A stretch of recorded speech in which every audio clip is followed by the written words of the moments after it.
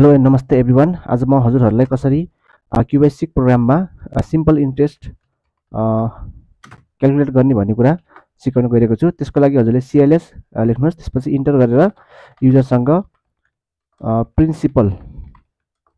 प्रिन्सिपलको value माग्नुहोस् यसरी, र मागिसकेपछि त्यसलाई हामीले p भन्ने भेरिएबलमा स्टोर गर्छौं, र त्यसै गरी हामीले फेरि enter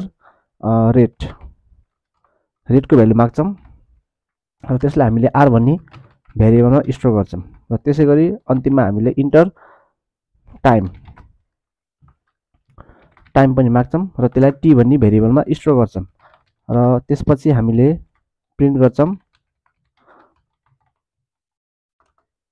simple interest is equal to p, यसलाई हामीले ब्राकेटमा राखौं, p into t into r अनि डिभाइडेड बाइ प्रिन्सिपल निकाल्ने, सिम्पल इन्ट्रेस्ट निकाल्ने फर्मुला हो।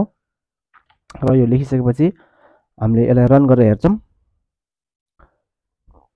र प्रिन्सिपल मागिसकेको छ 2000 दिम, र त्यसपछि रेट हाम्रो 10 र टाइम चाहिँ हाम्रो 2। यसो गरेपछि हामीलाई सिम्पल इन्ट्रेस्ट यसरी क्याल्कुलेट गरेर दिन्छ।